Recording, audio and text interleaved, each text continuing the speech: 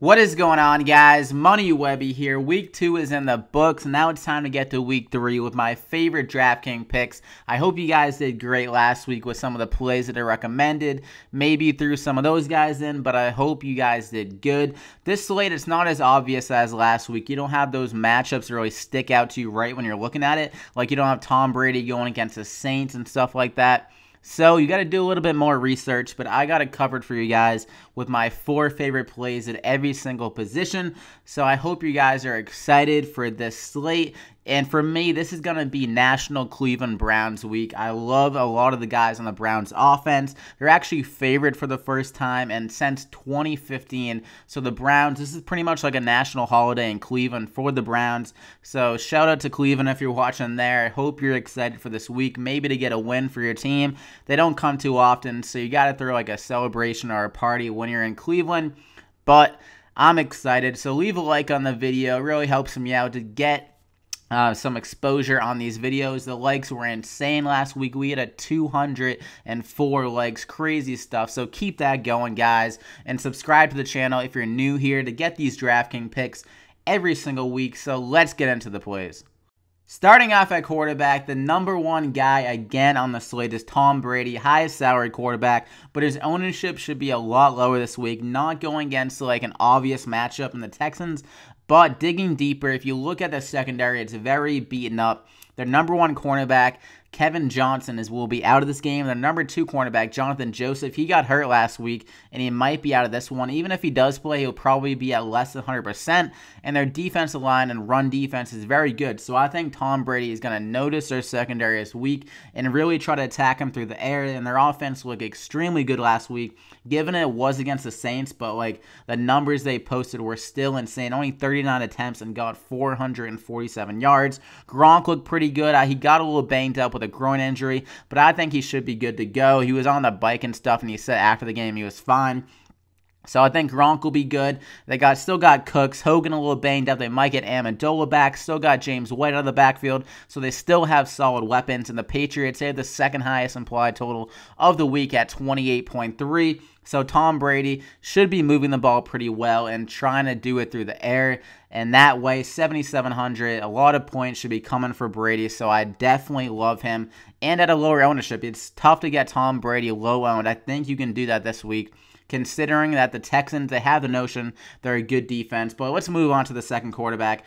Phillip Rivers at 6,400, going against the Chiefs here without their top dog on defense, Eric Berry. They really only have one good player left in their secondary. That's Marcus Peters. But the thing is, Keenan Allen actually has roasted him the first time they played. He went 6 for 63, and that was just in the first half. I'll get into that a little bit later. And also, their second cornerback is very bad. He's the 4th worst cornerback in pass coverage so far in the NFL, according to Pro Football Focus. So Rivers has a great matchup here. I think Antonio Gates and Hunter Henry can do some damage against those bad safeties. And the passing offense looked very good last week. They averaged 10.7 yards per pass, and he threw for 330 yards. After the tough matchup against Denver, he actually did pretty good. So I think against a Chiefs secondary that is beaten up and not that good, I think he could have another very good week. And at 6,400, his price went up a little bit, but it's still reasonable considering his upside with all the weapons he has. Keenan Allen, Tyrell Williams, Hunter Henry, all of those guys. So I love Phillip Rivers, a great quarterback to throw in your lineups. And for my third quarterback, it's going to be Derek Carr at 6,800 going against the Redskins. This game is the highest over-under of the whole entire slate, so a great game. The Target and the Raiders, they have the highest implied total out of any team at 28.5 points. So they're expecting the Raiders offense to move very good in this game, and I am too. That's why I'm recommending Derek Carr, and he's been very good. Considering the game script in both of his first 2 games, they were up pretty good in both of the games. Only 28 pass attempts last week. He still got 21 DK points, so he's been extremely good considering the circumstances. I think the circumstances should be better for more upside on his DraftKings night. The game should be close back and forth between him and Cousins, so more pass attempts should be coming. And Crabtree has a very good matchup with Norman most likely shadowing Amari Cooper. The number 2 cornerback isn't very great, so I think Crabtree should be able to eat against that guy, and their safeties have been very bad this year. So Derek Carr is a great matchup here against the Redskins, so I really like Derek Carr. And for my fourth quarterback, We're going to go with the trendy sleeper at 5,000, so you can go and pay up at other positions like running back, wide receiver, or tight end. The quarterback for the Cleveland Browns here. I mentioned how this is pretty much like a Super Bowl for the Cleveland Browns. They're favored, a great chance to get a W under their belt. And you might as well go with the quarterback, Deshaun Kaiser here, coming off, according to him, one of the worst games of his life. So I think Kaiser is going to be motivated for a rebound here. And what other better way to get that rebound against the Colts defense, one of the worst secondaries in the NFL. And he has a nice little floor considering the rushing yards he gets week to week. He had 17 first game against the Steelers. He got a rushing touchdown. And last week he had 26 on the ground.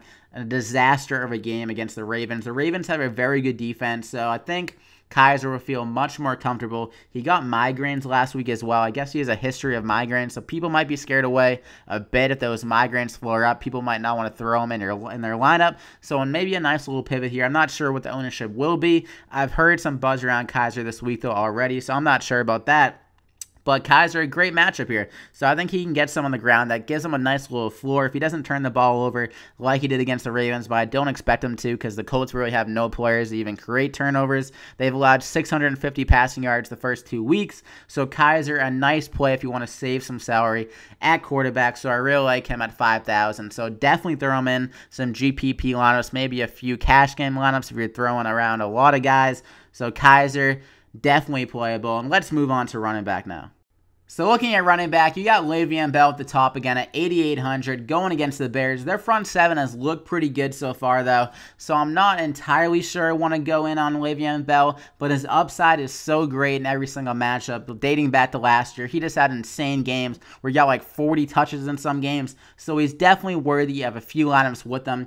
But a guy I like better, he's cheaper, 7,700. That's going to be Jay Ajayi going against the Jets in a great matchup here. It doesn't get much better in the matchup standpoint because the Jets, they've surrendered 29.5 fantasy points per game to running backs so far. That's second most in the whole NFL. And if you look at Pro Football Focus, they grade the Jets' run defense as the worst in the whole NFL. So I think Ajayi can definitely take advantage of this matchup, and he should have a positive game script, meaning the Dolphins should be up like the whole entire game, and they should be feeding Ajayi early and often. He got 30 touches last week, 28 carries for 122 yards, and he looked insanely good, forcing 7 missed tackles. So I love the J train again, and he should have some scoring opportunities against this bad Jets defense. They should be moving the ball easily, so I love the J train.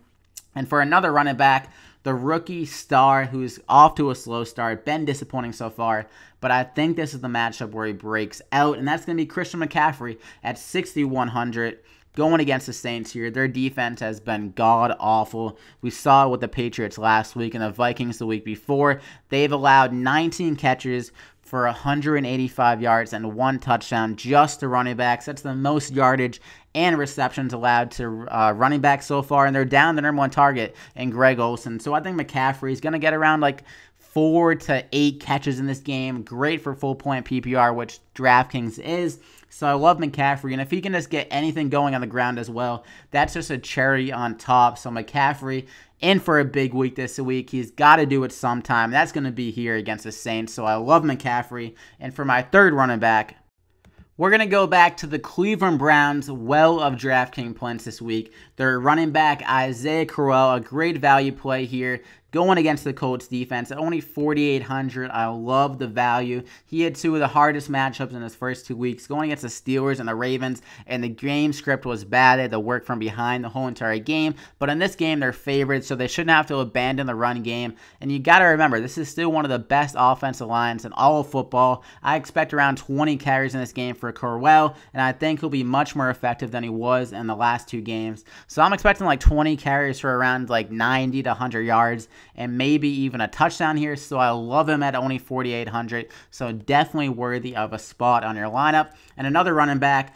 I recommended this guy last week, James White at 5,400, going against the Texans here. He's taken over that chain mover role for this Patriots offense. It used to be Edelman, but he's out for the year. And then it was Danny Amendola, but he got that concussion. So if Amendola is out, James White is a great play. He got 8 targets last week, and he got all of them for 85 yards. So great for PPR. Got 17 DK points. Didn't even really do anything on the ground. They could use him a bit more there this week against the Texans, but I still expect like 7 catches, maybe like 6 catches in this game to get those little dump offs, those little screen passes from Tom Brady, and that really limits the pass rush of J.J. Watt, so it's a great tactic to use against this Texans defense. So I love James White at only 5,400, nice little salary saver as well, and that is it for the running backs, guys. So let's move on to the wide receivers.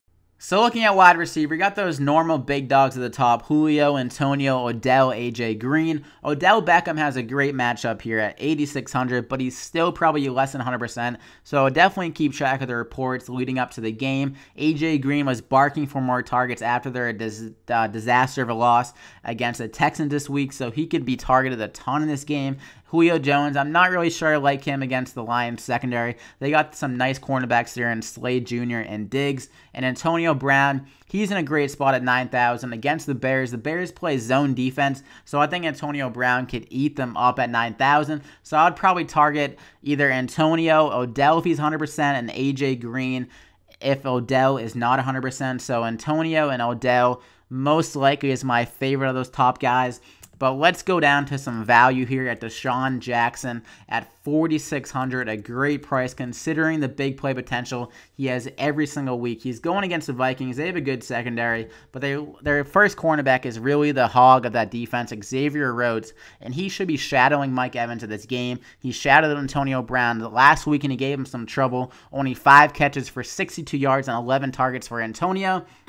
So I think Rhodes is really going to limit Mike Evans and lead some more targets to Deshaun's way against their bad second cornerback, Trey Waynes. So I think Deshaun could get a big play here, just rack up some more catches than he's accustomed to. And at 4,600, a nice price with the upside he has. So I think this game will be much more competitive as well. They really literally blew out the Bears last week. They're up like 29-0 by half or something like that. So if Sam Bradford plays, this game should be much more competitive, meaning Winston will have to throw the ball more. So I love Deshaun at only 4,600, nice salary saver. But let's go back up to a nice mid-range option here. Keenan Allen at 7,200 going against the Chiefs here. I think he could actually get a lower ownership. People are going to think about Marcus Peters in this matchup, how he's going to be on Keenan Allen and how he's a good cornerback. But Keenan Allen, he destroyed him the last time you saw him. 6 catches for 63 yards, and that was only in the first half last year and the opener before he got hurt in that game. And he was actually like chirping Marcus Peters on Twitter after that game, saying he can't cover him. And Marcus Peters literally had nothing back to say. He was like, yeah, Keenan Allen, he has my number. He beat me a lot in that game. So I think Keenan Allen, he's in Marcus Peters' head already before this game. I think he'll roast Marcus Peters again, and even if they don't have Marcus Peters shadow him, then Keenan Allen will go against that horrendous number 2 cornerback and roast that guy as well. So Keenan Allen, and he's been a consistent target for Phillip Rivers, 10 targets in both of the first 2 games, a nice PPR option, 22 and 14 DK points in the first 2 games. I'm expecting another big game here for Keenan Allen at 7,200, not a bad little price, so I love Keenan Allen. And for my third wide receiver, guess who, but yet another Cleveland Browns player. I wasn't kidding when I said I love the Cleveland Browns this week. We're going to go with wide receiver Rashard Higgins for at 4,000 going against the Colts. He came out of nowhere last week and did very well. 7 catches for 95 yards and got 11 targets. I think he'll continue to be the number 1 target for this Browns offense against a horrendous secondary, which has allowed 28.2 fantasy points per game just to wide receivers. So Higgins can't get much better of a spot in this matchup for him. And Kenny Britt, that guy looks like a nobody out there. I don't even know if he's good enough for the CFL the way he's looked so far this year. I said in my waiver wire video, looks like he's trying to get cut from the team. That's just how bad he looks so far this year. So I'm not really sure what's going on with that. But Higgins, he should remain as the number 1 target in this game. He's a young wide receiver, only 22 years old, and he has some talent on himself. So I think he'll be pretty popular here at 4,000 as a salary saver at wide receiver. So keep that in mind in GPP, maybe not going him. but it still is Rashard Higgins. No one really knows about him that much, except like people playing DFS probably. So Rashard Higgins, a nice salary saver. So I definitely recommend throwing him in your lineups if you want to save a wide receiver. But let's go back up to the top. Michael Crabtree here. I mentioned earlier in the video how Josh Norman should be on Amari Cooper. So that's going to free up everything for Michael Crabtree at 7,400. Going against the number 2 cornerback, which isn't very good. His name is Breeland, not that great. Antonio Brown destroyed him last year in the first week. So I think Crabtree is going to be in for another good week. He's been extremely good over the first 2 games. 6 catches for 80 yards and 3 touchdowns last week against the Jets, and he went 6 for 83 the first week. So extremely consistent. I expect that consistency to remain in this game with a high-scoring game, highest over-under of the slate. And those first 2 games, they weren't even in good game scripts. The Raiders are up pretty heavily in both those games. So Crabtree is a very safe option for cash games. I definitely recommend him, and he has some upside for GPP as well with that touchdown upside and being the number 1 target in the red zone for this Raiders offense that is expected 28.5 points. I love Crabtree, so definitely throw him in your lineups, and that is it at wide receiver, guys. So let's move on to tight end. So looking at tight end, another week where I'm going to try to pay down the position. The first guy I'm looking at is a second-year tight end, Hunter Henry at 3,900, going against the Chiefs here. I mentioned before how Eric Berry, he's out for the year, so that makes a safety play for the Chiefs defense very suspect. I think Hunter Henry will be able to pick them apart over the middle. And Antonio Gates, he's 37 years old. We all know he's past his prime. He finally got his touchdown record last week. So it's his time to be phased out of the offense and Hunter Henry to be on the field more, some more snaps, and the targets to be consistent every single week for Hunter Henry. He got 7 targets last week and looked very good in that work. 7 catches for 80 yards. He was getting open very often. So I think that will continue against the poor safety play of the Chiefs here. And I love Phillip Rivers. I just love this whole entire Chargers passing attack here. So Hunter Henry at 3,900, a great play. And another guy I'm looking at is going to be Jack Doyle at 3,600, going against the Browns. They're ranked 31st right now against tight ends. He's coming off a very good week. He saw 8 targets,